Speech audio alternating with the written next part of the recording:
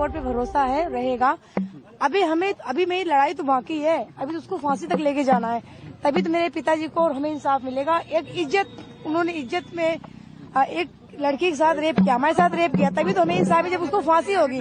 जैसे मेरी निर्भया बहन को फांसी दी गई, उनके दोषियों को, वैसे हमारे भी दोषियों को फांसी दी जाए। हमारे भी दोषियों को फांसी दी जाए, ये कहना है उन्नाव केस की पीड़ित का। इसके पहले देश की सबसे बड़ी अदालत ने कहा कि उन्नाव रेप केस के आरोपी कुलदीप सेंगर को रिहा न किया जाए। इसी के साथ सुप्रीम कोर्ट ने सेंगर को नोटिस जारी करते हुए 4 हफ्ते में जवाब मांगा है। सुप्रीम कोर्ट ने हाई कोर्ट के उस आदेश पर रोक लगा दी है जिसमें कुलदीप सिंह सेंगर की उम्र कैद की सजा को सस्पेंड कर दिया गया था। सुप्रीम कोर्ट का बहुत धन्यवाद करी था। बच्चे के लिए आया है, मांग कर रहे हैं उनको फांसी, उनको सीधा फांसी होए। मेरे बच्चे भटक रहे, इनको सरकार देखे। सरकार क्या आप लोगों को प्रताड़ना की जा रही है? क्या आप लोगों को बहुत परेशान किया जाता है? सुरक्षा भी छीन ली गई है। कल हमारी बहन के पास सुरक्षा है, हमारी सुरक्षा भी छीन ली गई। हमारा 10 साल का भाई हो, अकेले स्कूल जाता है, रास्ते में ये कुछ भी कर सकते हैं। जब ये 15 लाख रुपए कोर्ट को दे सकते हैं तो ये 5 लाख रुपए दे के मेरे भाई को मरवा नहीं सकते हैं। बहुत पैसे वाला है, इसकी जितनी प्रॉपर्टी है ना सब पे इंक्वायरी बैठाई। स्कूल बना है, सब गरीबों को भगा के, आप गरीबों को भगा के सब मार डंडे थे, सारा स्कूल बनवा रखा है। इनकी पूरी कबरी की जाए, सारी की जाए, इनकी कबरी की जाए सारी, और इनको फांसी होना चाहिए। जितने हमारे पति के हत्यारे हैं सबको फांसी होना चाहिए। चाचा को झूठे झूठे मुकदमाओं में फंसा रखा है। तारीख पे हमारी बहन की झूठी आवाज AI द्वारा बना के फेसबुक पे डाली जा रही है। हम क्यों बोलेंगे? जो गलत है वो गलत है ना सर। झूठी रिकॉर्डिंग, झूठी AI द्वारा बनाई जा रही।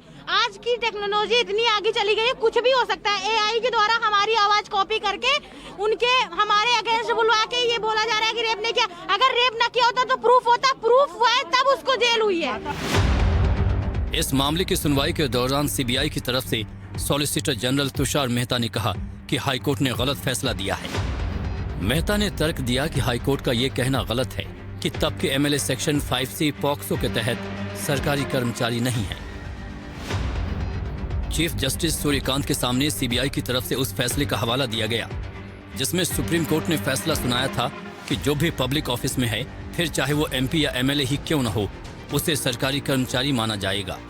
इस पर CJI सूर्यकांत ने SG मेहता से पूछा कि आपका तर्क यह है कि अगर पीड़ित नाबालिग है तो आरोपी सरकारी कर्मचारी है या नहीं, ये बात मायने नहीं रखती। सुनवाई के दौरान CJI समेत 3 जजों की बेंच ने माना कि उन्नाव रेप केस में कानून से जुड़े कई सवाल शामिल हैं। दूसरी ओर CBI के वकील ने भी कहा कि उसकी जिम्मेदारी पीड़ित के प्रति है। सॉलिसिटर जनरल मेहता ने कहा कि किसी भी कानून में इस्तेमाल होने वाले हर शब्द को मैकेनिकल तरीके से परिभाषा नहीं मिलती। जिस पर CJI बोले, तो आप कह रहे हैं कि पब्लिक सर्वेंट को इस तरह से देखा जाना चाहिए कि ये एक व्यापक शब्द है। कोर्ट के सामने SG मेहता ने साफ कहा कि जब पीड़ित नाबालिग हो तो फिर यह मायने नहीं रखता कि अपराध को अंजाम देने वाला पब्लिक सर्वेंट है या नहीं। इस पर CJI ने टिप्पणी की कि हम फिलहाल हाईकोर्ट के आदेश पर रोक लगाने को इच्छुक हैं और इसके साथ ही मुख्य न्यायाधीश ने ये भी कहा कि सेंगर को रिहा न किया जाए।